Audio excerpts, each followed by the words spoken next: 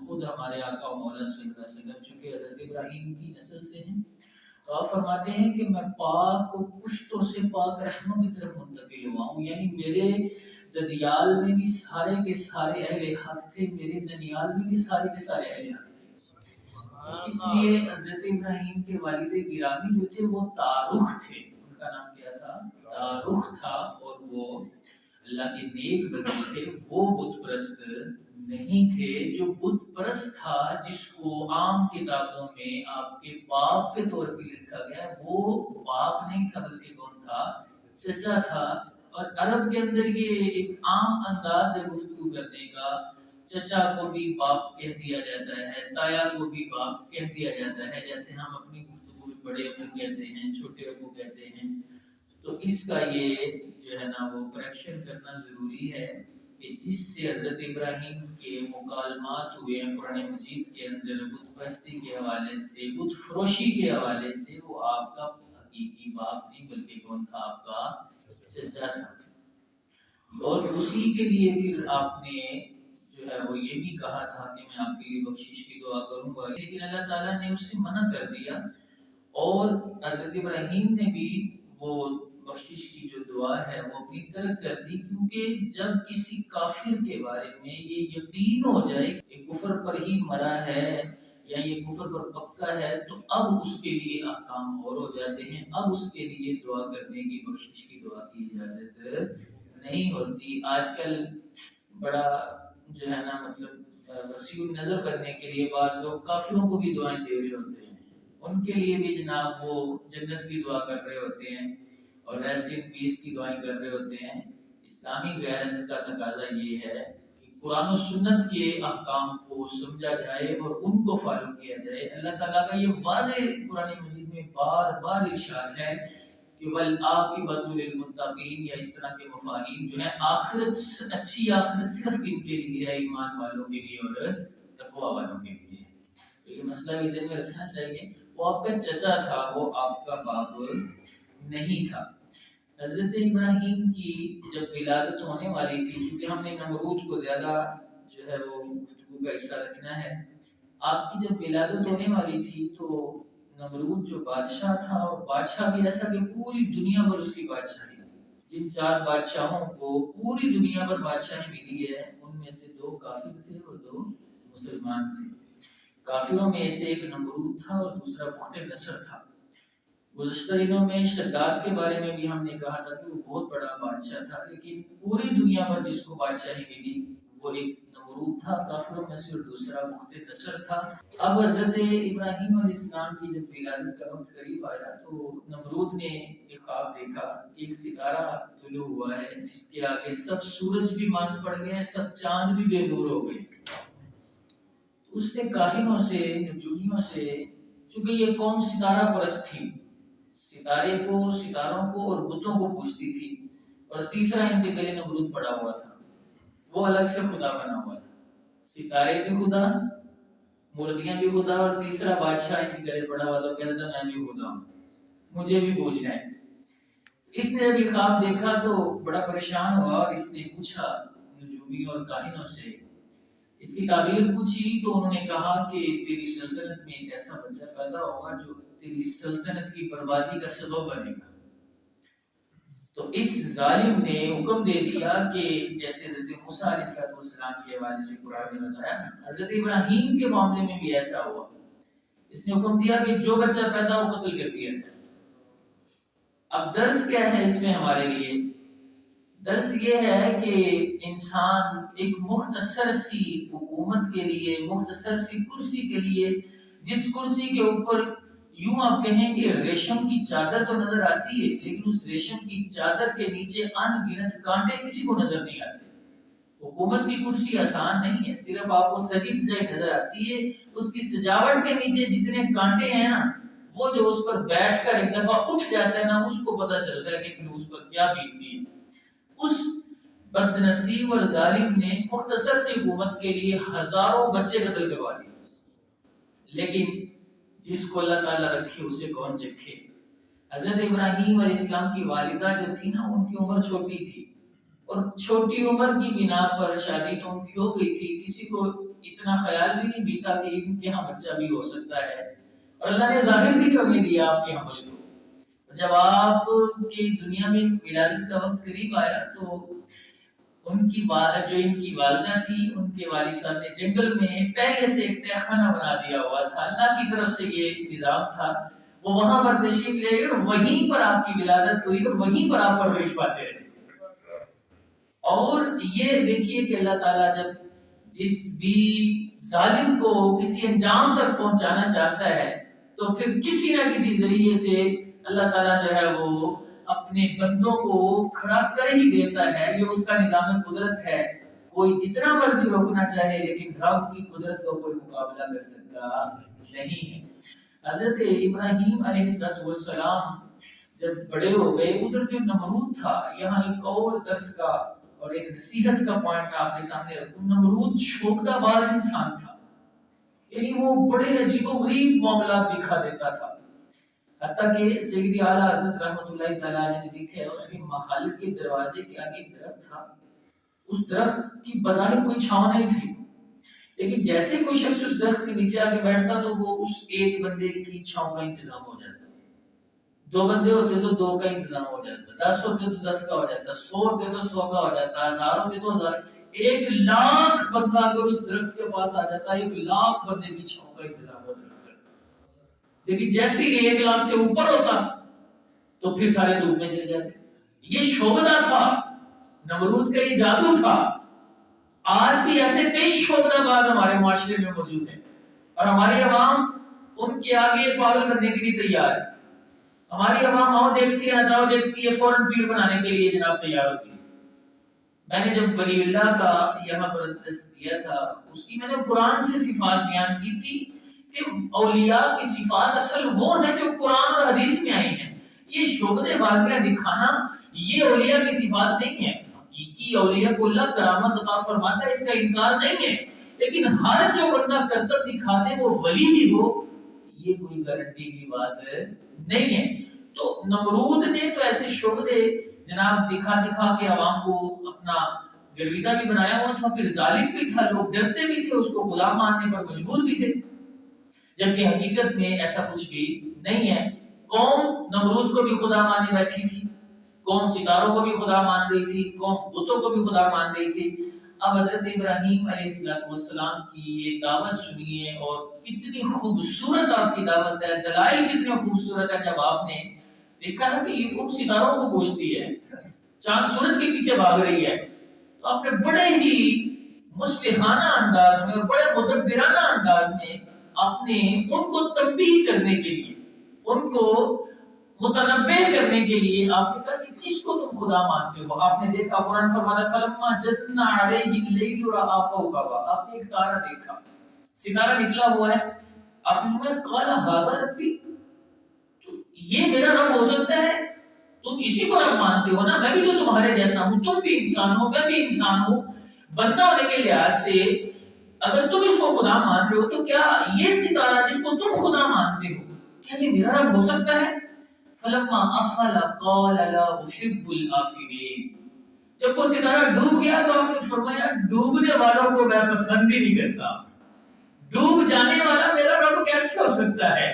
میرے رب کی نشانیاں تو ہر وقت ظاہر ہیں، ہر وقت روشن ہے، سورج بھی نکلتا ہے تو اس کی قدرت کا پیغام لے کر آتا ہے، چاند بھی آتا ہے تو اسی کی قدرت کا پیغام لے کر آتا ہے، بارش برستی ہے تو اسی کی شان کا پیغام دیتی چلی جاتی ہے، ایک پھول بھی کھلتا ہے تو وہ بتاتا ہے کہ مجھے کوئی پیدا کرنے والا ہے، آسمان کی بلندیاں بتاتی ہیں، زمین کی گہرائیاں بتاتی ہیں، زمین کی وسعتیں بتاتی ہیں، سمندروں کی گہرائیاں بتاتی ہیں کہ کوئی تو ہے جو نظام ہستی چلا رہا ہے، وہی خدا ہے، وہی خدا ہے۔ تم ایک ستارے کو خدا مان کر بیٹھی ہو، یہ ستارے تو ڈوبنے والے ہیں۔ قرآن فرماتا ہے پھر کیا ہوا فلما رأى القمر بازغا، جب چاند چمکتا دیکھا فرمانے لگے قال ھذا ربی، وہ چھوٹا تھا یہ بڑا ہے، کیا اس کو رب مان لو، کیا یہ میرا رب ہو سکتا ہے؟ فلما افل قال لئن لم يهدني ربي لأكونن من القوم الضالين، جب چاند بھی ڈوب گیا فرمانے لگے اگر میرے رب کا کرم اور اس کی طرف سے انعام اور ہدایت نہ ہوتی تو میں بھی اس کو رب مان چکا ہوتا، میں بھی گمراہوں میں سے ہو چکا ہوتا، لیکن میرے رب نے مجھ کو اس عقیدے سے بچا کے رکھا ہوا ہے۔ پھر جب سورج کو چمکتے دیکھا تو اپنی قوم کو فرمانے لگے فلما رأى الشمس بازغة قال هذا ربي هذا اکبر، یہ سورج تو یہ جس کو تم پوچھتے ہو کیا اس کو خدا مان لو؟ چاند تارے سے بڑا تھا اور یہ چاند سے بھی بڑا ہے، کیا اس کو خدا مان لو؟ فلما افلت، جب سورج بھی ڈوب گیا نا، فرمانے لگے یا قوم انی بریء مما تشرکون، یہ جتنے عقیدے ہیں نا تمہارے ستارے کو، چاند کو، سورج کو خدا ماننے کے، یہ سارے شرکی عقیدے ہیں، ساری قوم کے سامنے آپ نے تنہا اعلان کیا، فرمایا میں تمہارے ہر شرک سے بیزار ہوں، میں ان چیزوں کو خدا نہیں مان سکتا جن چیزوں کا وجود خود خدا کا محتاج ہے، میں اس خدا کو ماننے والا ہوں جو سارے جہان کو چلانے والا ہے۔ اتنے خوبصورت انداز میں اتنی پردلیل گفتگو۔ اور دوسرے مقام پر قرآن فرماتا ہے آپ نے اپنی قوم سے کہا ما هذه التماثيل التي انتم لها عاكفون، یہ مورتیاں کیا ہیں جن کے آگے تم بیٹھے رہتے ہو، یہ مجسمے کیا ہیں، اپنے ہاتھ سے تراشتے ہو، اپنے ہاتھ سے بناتے ہو ان کو اور پھر ان کے آگے سجدہ کرنا شروع ہو جاتے ہو، یہ کوئی خدا ہے؟ وہ کہنے لگے کہ وجدنا آباءنا لها عابدین، ان کی دلیل دیکھیں، کہتے ہیں ہم اکیلے نہیں کر رہے، ہمارے باپ دادا بھی یہ کرتے تھے۔ اب موحد ایک ہے، خدا پرست ایک ہے، اور بت پرست ساری قوم ہے۔ خدا پرست ایک ہے، ستارہ پرست ساری قوم ہے، خدا پرست ایک ہے، شرک کرنے والی ساری قوم ہے، بادشاہ کو پوجنے والی ساری قوم ہے، ستاروں کو پوجنے والی ساری قوم ہے، چاند کو پوجنے والی ساری قوم ہے، سورج کے پیچھے بھاگنے والی ساری قوم ہے۔ یہاں پر میں اتنی تفصیل اس لیے کر رہا ہوں کہ جو لوگ کثرت کو حق کی دلیل سمجھتے ہیں ان کو یہ جان جانا چاہیے قلت و کثرت حق کی دلیل نہیں ہوتی، حق وہی ہوتا ہے جس کو رب روشن فرمانے والا ہوتا ہے۔ کثرت یا قلت کو لے کر یہ اکثریت کی رائے ہے، یہ اتنے لوگوں کی رائے ہے، یہ حق کی اور دلیل اور یہ حق کا معیار نہیں ہے۔ حق کا معیار وہی ہے چاہے وہ تھوڑے ہوں چاہے وہ زیادہ ہوں، جو دلیل واقعی سچی دلیل دے رہا ہوتا ہے حق اسی کے ساتھ ہوتا ہے۔ حضرت ابراہیم نے کہا یہ کیا کرتے ہو؟ اب جواب سنیے اس قوم کا، اس قوم کو سمجھ ہی نہیں آئی کہ حضرت ابراہیم ہمیں کوئی تبلیغ کر رہے ہیں یا نصیحت کر رہے ہیں۔ اور غور کرنے کی چیز یہ ہے کہ جب بندہ کسی چیز کے اندر پرانا ہو جاتا ہے نا، جس چیز کا رواج کسی قوم کے اندر کسی برادری کے اندر پرانا ہو جاتا ہے تو قوم اس کے خلاف بات سننے کے لیے تیار ہی نہیں ہوتی۔ اب وہ کیا کہتے ہیں حضرت ابراہیم کو؟ کہتے ہیں اجیتنا بالحق ام انت من اللاعبین، یہ جو آپ ہمیں بات کر رہے ہیں یہ آپ صحیح میں بات کر رہے ہیں یا ایسے مذاق میں کچھ کہہ رہے ہیں؟ یعنی ان کو پتہ ہی نہیں کہ رب کا نبی تبلیغ کر رہا ہے، یعنی وہ اپنی سوچ اور اپنے نظریے پر اتنے پکے ہیں کہ گویا ان کو اگر حضرت ابراہیم نے حق کی بات پہنچا دی تو وہ یہ سمجھنے لگے کہ یہ بات تو ابراہیم کسی لحاظ سے صحیح کر ہی نہیں سکتے، یہ تو انہوں نے مذاق کیا ہوگا کیونکہ یہ بھی تو ہمارے اندر ہی رہتے ہیں، ہمارے ہی بچے ہیں، ہمارے اندر پلے بڑے ہیں۔ کہنے لگے واقعی کوئی بات آپ سمجھانا چاہ رہے ہیں یا مذاق کر رہے ہیں؟ یعنی ہم بعض اوقات اپنے رسم و رواجوں پر اتنے پکے ہو جاتے ہیں کہ سامنے والا ہمیں بیوقوف نظر آتا ہے، حالانکہ سامنے والا اگر قرآن یا حدیث یا شریعت کی دلیل سے بات کر رہا ہے تو پھر یہ نہیں دیکھنا چاہیے کہ ساڈے تو بڑے بڑے رہا کرتا ہے تو کتوں آئے، یہ کوئی دلیل نہیں ہے۔ ہمارے یہاں کئی ایسے معاملات ہیں، بچہ اگر قرآن پڑھ جاتا ہے، حدیث پڑھ جاتا ہے، عالم بن جاتا ہے، کہتا ہے کہ مسئلہ بتاتا ہے، وہ بعد میں ہمیں آگے کہتا ہے استاد جی ادھر تو وہ تو کہتے ہیں ساڑھے پیو دادے وہاں چل رہا ہے، تو کی پڑھ کے ہیں، تو نماز پڑھ کے ہیں، یہ دلیل نہیں ہوتی۔ دلیل یہ ہے کہ قرآن اور سنت کس کی تائید کر رہے ہیں، یہ ہماری سوچ ہونی چاہیے۔ ہم پرانی رسم و رواجوں پر ہم کمپرومائز کرنے کے لیے تیار نہیں ہوتے۔ ان کو لگا کہ حضرت ابراہیم تو ایسے کھیل کرنے آئے ہمارے ساتھ، مذاق کرنے آئے۔ حضرت ابراہیم علیہ السلام نے ارشاد فرمایا بل ربکم رب السماوات، میں تو تبلیغ کر رہا ہوں، میں تو خدا کا دیا وہ فریضہ ادا کر رہا ہوں، تمہارا رب وہ ہے جو آسمانوں کا بھی رب ہے، جو زمینوں کا بھی رب ہے، وہ زمینیں جن کو رب نے پیدا کیا ہے، وَأَنَا عَلَىٰ ذَلِكُمْ مِنَ الشَّاهِدِينَ، میں اس بات کا گواہ ہوں۔ قوم کے ساتھ جو حضرت ابراہیم کا مکالمہ ہوا آپ نے سنا، قوم کی آپ نے سوچ بھی دیکھی، حضرت ابراہیم کے دلائل بھی دیکھے۔ اب دیکھیے کہ آئیے نمرود کا دربار ہے اور نمرود کے دربار میں اللہ کے پیغمبر کس خوبصورت انداز میں حق کو واضح کرتے ہیں۔ اس کے پیچھے جو نمرود کے دربار میں پہنچنے کا جو واقعہ ہوا وہ بھی بڑا ہی ایک سمجھنے والا واقعہ ہے، اور وہ واقعہ یہ ہے کہ قوم کے اندر قحط پڑا، سب لوگ نمرود بادشاہ تھا اس سے جا کے غلہ لے کر آتے تھے اور پھر ان کا نظام زندگی چلتا تھا۔ حضرت ابراہیم بھی تشریف لے کے غلہ لینے کے لیے، تو نمرود کو پہلے سے خبریں پہنچی ہوئی تھی کہ یہ نوجوان ایسے ایسے باتیں کرتا ہے۔ جب آپ پہنچے تو اس نے آپ سے کہا کہ تمہارا رب کون ہے؟ آج ہم نے نماز میں بھی آیتیں پڑھی، حضرت ابراہیم نے کیا جواب دیا؟ سبحان اللہ، بڑی خوبصورت آپ نے دلیل دی۔ آپ فرماتے ہیں کہ ربی الذی یحیی و یمیت، میرا رب وہ ہے، سبحان اللہ، میرا رب وہ ہے جو زندہ بھی کرتا ہے اور جو موت بھی دیتا ہے۔ وہ کیا کہتے ہیں آگے سے، چونکہ دربار بھرا ہوا ہے، اب اس کو ٹینشن لگ گئی کہ اتنی شاندار دلیل کا جواب کیا دوں۔ اس نے اپنی ساکھ بچانے کے لیے کہنے لگا، اس نے 2 بندے بلائے اور ان میں سے ایک کو اس نے قتل کروا دیا اور دوسرے کو اس نے معاف کر دیا۔ تو کہنے لگا انا وحید امید، یہ کام تو میں نہیں کر لیتا ہوں، یہ دیکھو ایک کو میں نے زندہ کر دیا ہے معاف کر کے، اور دوسرے کو میں نے کیا کر دیا ہے، موت دے دی۔ حالانکہ ہر عقل مند بندہ سمجھ سکتا ہے کہ اس کی دلیل کتنی بوگس دلیل تھی۔ حضرت ابراہیم کا تو معنی بڑا شاندار تھا، آپ تو کہہ رہے تھے کہ ایک قطرہ ہوتا ہے، قطرہ ناپاک ہوتا ہے، میرا رب اس ایک قطرے کو خون میں بدلتا ہے، اس خون کو لوتھڑے میں بدلتا ہے، اس لوتھڑے کو پیکر میں بدلتا ہے، اس پیکر کے اندر اللہ روح پھونک دیتا ہے، اس روح پھونکے ہوئے پیکر کو ماں کے پیٹ میں رکھتا ہے، پھر اس کو دنیا میں لے کے آتا ہے، پھر ماں اس کی پرورش کرتی ہے، پھر وہ ایک قطرہ بڑھتے بڑھتے بڑھتے بڑھتے ایسا ہو جاتا ہے کہ دنیا اس کے حسن پر فریفتہ ہونا شروع ہو جاتی ہے۔ اللہ اتنا خوبصورت انسان بنا دیتا ہے، اللہ اتنی خوبصورت تخلیق فرماتا ہے۔ پیدا کرنے کا یہ معنی ہے، اور موت دینے کا معنی اس دنیا سے لے جانا اور اس دنیا سے حقیقی طور پر جو ہے وہ بندے کو ختم کر دینا۔ اب جب اس نے کہا نا کہ یہ حضرت ابراہیم علیہ السلام کو جب اس نے یہ جواب دیا نا، تو حضرت اللہ کے پیغمبر نے پھر ایسا وار کیا نا پلٹ کے، یہ چونکہ دلیل تھوڑی سمجھنے والی تھی، کچھ کو سمجھ آئی، کچھ کو ہو سکتا ہے نہ آئی ہو، جیسے میں نے وضاحت کی تو آپ کو آئی سمجھ۔ آپ نے ایک ایسی دلیل دی جو بالکل سب کو سمجھ آ سکتی تھی۔ آپ نے فرمایا اچھا فَإِنَّ اللَّهَ يَأْتِي بِالشَّمْسِ مِنَ الْمَشْرِقِ فَأْتِ بِهَا مِنَ الْمَغْرِبِ، میرا رب تو وہ ہے، یہ سورج نکل رہا ہے نا، یہ مشرق سے سورج نکل رہا ہے نا، میرا رب ادھر سے نکالتا ہے، تو کہتا ہے تو ویسا ہی رب ہے، چل تو ادھر سے نکال کے دکھا۔ میرا رب مشرق سے نکالتا ہے تو مغرب سے نکال کے دکھا۔ قرآن کہتا ہے فَبُهِتَ الَّذِي كَفَرَ، اس کافر کی تو جناب عقل معوف ہو گئی، اس کے اوسان ختم ہو گئی، یہ میرے ساتھ کیا ہوا ہے؟ کہنے کا کوئی آٹا نہیں آپ کے لیے، کوئی گلہ نہیں۔ آپ نے کہا میں نے لینا بھی نہیں تھا اس طرح کے بندے سے۔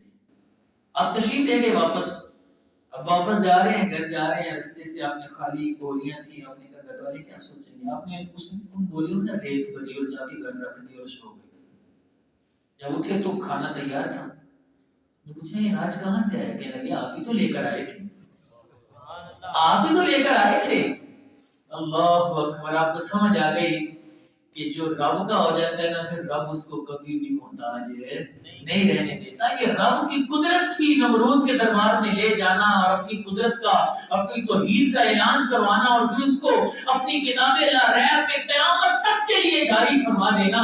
اگر نہ وہ چاہتا تو ابراہیم کو گھر بیٹھے بھی عطا فرما سکتا تھا، لیکن اس نے کائنات کو یہ دکھایا کہ ایک بندہ ہے میرا جو مجھے ماننے والا ہے، اگرچہ بت ہے جماعت کی آستینوں میں، دربار نمرود کا ہے، راج ظلم کا ہے، خود کو خدا کہنے والا، ساری قوم اس کے ساتھ ہے اور سارے افسر اس کے ہیں، سارے فوجی اس کے ہیں، سارا اسلحہ اس کا ہے، لیکن اللہ کا بندہ جہاں کھڑا ہو جاتا ہے نا، وہیں پر ساری کائنات ہوتی ہے۔ اگرچہ بت ہو جماعت کی آستینوں میں، مجھے ہے حکم اذا لا الہ الا اللہ۔ یہ نغمہ فصل گلو لالا کا نہیں محتاج، یہ نہیں ہے کہ بہار آئے گی تو ہی جناب یہ بلبل چہکے گی، تو ہی یہ نغمہ نکلے گا۔ اس بہار کے لیے، اس بلبل کی چہکار کے لیے نہ کسی موسم خزاں کا مسئلہ ہے، نہ کسی موسم بہار کا مسئلہ ہے. بہار ہو کہ خزاں لا الہ الا اللہ، یہ نغمہ بہار میں بھی یہی جاری رہے گا، یہ نغمہ خزاں میں بھی یہی سنائی دیتا رہے گا. حضرت ابراہیم کا وہ مشہور واقعہ جو آگ میں ڈالنے کا ہے، وہ بھی بڑا شاندار واقعہ ہے. آپ نے جب ان کے بتوں کو توڑا تھا نا، اور بتوں کو توڑنے کے بعد یہ بھی آپ کی دیکھیں، آپ کی کتنی خوبصورت آپ کی سوچ تھی اور کتنا بہترین پیغام تھا، لیکن ختم اللہ علی قلوبہم وعلی سمعہم وعلی ابصارہم غشاوہ جہاں آ جاتا ہے نا، پھر کوئی بندے کو نصیحت کی بات سمجھ نہیں آتی. اور میں مختصر بتا دیتا ہوں چونکہ مشہور واقعہ ہے اور سب لوگ سننا بھی چاہتے ہیں. میں مختصر کر کے قرآن نے اس کو بیان کیا. کہنے لگے آؤ تم ہمارے بتوں کو ایسے ویسے کہتے رہتے ہو، آؤ ذرا آج ہمارا میلہ ہے، ہم یہ بتوں کے سامنے بڑے اچھے اچھے کھانے پکا کے رکھ رہے ہیں، میلے میں جا رہے ہیں، اندر سے گلچھرے اڑائیں گے اور پھر واپس آئیں گے، پھر دیکھنا تمہیں بھی بت پرستی سے جو ہے نا لگاؤ ہو جائے گا. فقال انی سقیم. اچھا یہاں حکمت دیکھیں، فناظر نظرۃ فی النجوم، چونکہ لوگ ستارہ پرست تھے، ہم نے ابھی سے بچا کیسے جاننے سے نا ستاروں کو دیکھا. پھر آپ نے کہا یار میں نے طبیعت ٹھیک نہیں ہے. ان کو یقین ہو گیا کہ چونکہ ستاروں سے پتہ چل جاتا ہے، ستارے جو ہے وہ بندے کی رہنمائی کرتے ہیں. حالانکہ آپ کی ایک خوبصورت تدبیر تھی. آج ہمیں کوئی کہنا یار فلانا گناہ کرنا ہے، فلانے بندے کے بارے میں ایسے کرنا ہے، ہم ہاں میں ہاں ملانے پہ مجبور ہو جاتے ہیں. لیکن اللہ کے پیغمبر نے کتنی حکمت عملی سے ایسے ستاروں کو دیکھا، کیونکہ آپ کی پوری پلاننگ تھی اور ایسا موقع آپ کو ملنے والا تھا. ساری قوم دفع ہو گئی. آپ نے ایسے ستاروں کو دیکھا، فرمایا میری تو طبیعت ٹھیک نہیں ہے. یعنی مقصود یہ تھا کہ ویسے تو اللہ کا شکر ہے ٹھیک ٹھاک ہوں، لیکن اس طرح کے حرام کاموں کے لیے میری طبیعت ٹھیک نہیں ہے، اس طرح کے کفر میں جانے کے لیے میرے پاس کوئی ٹائم نہیں ہے، میرا دل راضی نہیں ہے. اب جب انہوں نے کہا ہاں بالکل یہ ستاروں کو دیکھ کر کہہ رہے ہیں تو یہ بالکل ان کی طبیعت خراب ہوگی، ان کو پتا ہوگا میرے ساتھ کیا ہونے والا ہے، لہذا ان کی طبیعت خراب ہوگی یا ہونے والی ہے تو ٹھیک ہے. وہ چھوڑ کر چلے گئے. اب جو ان کے پیچھے رہ گئے تھے نا تو بابے بھی کمزور، وہ بھی پیچھے پیچھے جا رہے تھے. آپ نے کہا ذرا جاؤ لَأَكِيدَنَّ أَصْنَامَكُمْ، دیکھو میں تمہارے بتوں کے ساتھ کرتا کیا ہوں. تم پلٹ کے آؤ گے تمہیں پتہ چل جائے گا. بعد ان تولوا مدبرین، تم پلٹ کے آؤ تمہیں پتہ چل جائے گا کہ تمہارے خداؤں کے ساتھ آج اللہ کے بندے نے کیا کیا ہے. تمہارے خدا ہے اور میں خدا کا بندہ ہوں. آپ سب سے بڑے بت خانے میں چلے گئے. ادھر بت رکھے ہوئے ہیں جناب، لوہے کے، پیتل کے، چاندی کے، سیسے کے، سونے کے. آپ نے دیکھا سب سے بڑا بت جو ہے وہ سونے کا. آپ نے کلہاڑا پکڑا. قرآن فرماتا ہے ضرب بالیمین، لوگوں سے آپ نے نظر بچا کے ایسے ٹکڑے ٹکڑے کیے نا بتوں کے. پہلے تو جا کے ان کو کہا کہ ہاں بھائی کیا مسئلہ ہے، یہ کھانے رکھے ہیں کھاتے نہیں ہو، کھاتے کیوں نہیں ہو کھانے، تو تمہارے لیے پکا کے رکھ گئے ہیں اور تم یہاں پر جو ہے وہ منہ بند کر کے بیٹھے ہوئے بولتے کیوں نہیں ہو، مسئلہ کیا ہے تمہیں، بولنا کس نے تھا. آپ نے پھر کلہاڑا پھیرا نہ جب اور پاش کے رکھ دیا اور پھر آپ نے بڑا جو بت تھا نا کلہاڑا اس کے کندھے پہ رکھ دیا. قرآن فرماتا ہے آگے انہوں نے حضرت ابراہیم نے دیکھا کہ ہمارے خداؤں کے ساتھ یہ کیا گیم ہو گئی. خداؤں کے ساتھ بھی گیم ہوتی ہے، جب خدا ایسی ہو تو پھر گیم ہی ہوتی ہے، اور جب خدا حقیقی ہو تو پھر خدا بندے کو ہر مشکل سے نکالنے والا ہے. سچا خدا جو ہے اپنے بندے کو ہر مشکل سے نکال دیتا ہے.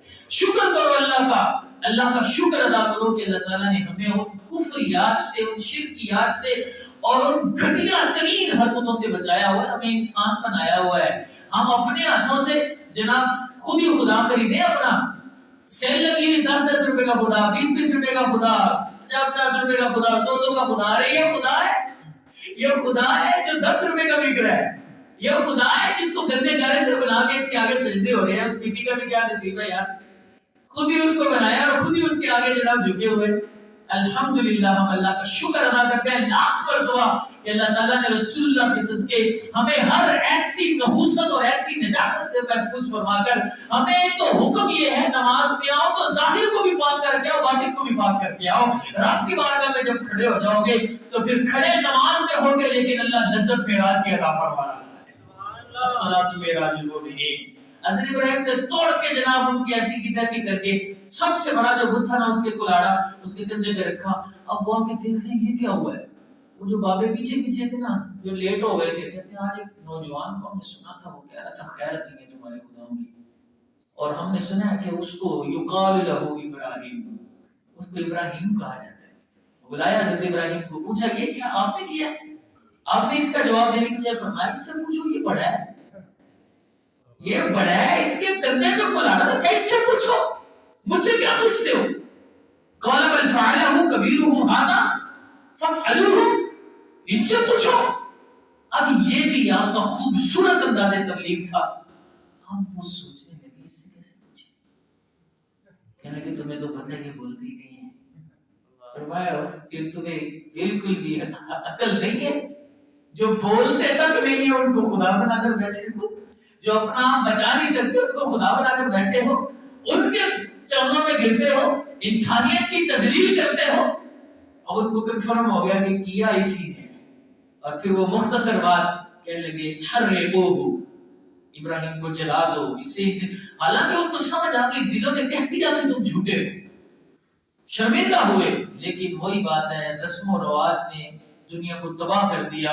नाजायज रस्म और रवाज में इतने पक्के बात लोग हो जाते हैं कि शरीयत की भी उनको कोई लिहाज नहीं रहती। हमें ऐसा नहीं बनना, हमें दर्से कुरान हासिल करना है। फिर उन्होंने हजरत इब्राहिम के लिए जो चीखा जलाई, बड़ी उसकी तफसील है। हजरत इब्राहिम को जब आग में फेंका जाने लगा ना, जिब्रील आए और आकर कहने लगे कोई काम हो, फरमाया तुझसे तो नहीं है।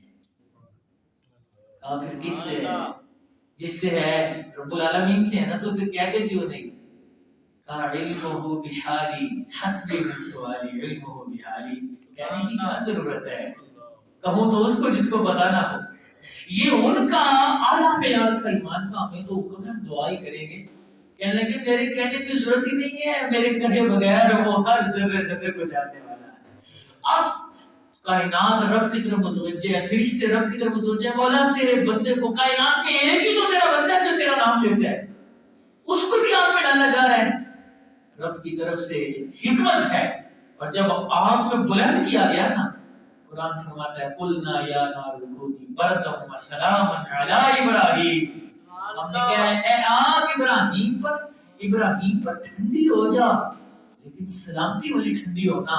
उलमा कहते हैं अगर सलामती का लफ्ज ना फरमाया जाता तो आप ठंडक इतनी आग में होती कि ठंडक से आपकी शहादत हो जाती। वो आग ठंडी भी हो गई, और ठंडी भी ऐसी हो गई जैसे किसी बाग में बंदा दाखिल हो जाता है, जैसे जन्नत में बंदा गया दाखिल हो जाता है। रब्बे करीम के इस खलील की इतनी शान है और इतने वाकयात हैं, लेकिन इनके मुकाबले में जो नमरूद है और जो मरदूद है, आपने उसके हवाले से सुना कि उनकी मेंटालिटी किस अंदाज से तबाह बर्बाद रही, उनको हक की तौफीक नसीब ना हुई। और आखिरकार इस कौम पर मुफस्सिर ने लिखा कि अल्लाह ने फिर अज़ाब नाज़िल किया, और अज़ाब उस कादिर मुतलक ने कैसा नाज़िल किया। और जो खुदा बनता था ना, अल्लाह ने उसके लिए एक मच्छर को मुकर्रर कर दिया। इस सारी कौम पर अल्लाह ने मच्छर मुकर्रर किए, और एक मच्छर जो है वो नमरूद के नाक में घुसा। उन मच्छरों ने इन लोगों का सारा गोश्त खा लिया, सिर्फ इनके ढांचे बाकी रह गए। और उस नमरूद की नाक में वो मच्छर घुसा, और एक मुद्दत तक वो मच्छर से तंग करता रहा। और मैंने तो यहाँ तक अभी नहीं, मैंने पढ़ा नहीं है, बचपन में हम सुना करते थे कि वो उसको जब तंग करता था तो उसके सर में जूते मारते थे, फिर उसको तस्लीम होती थी।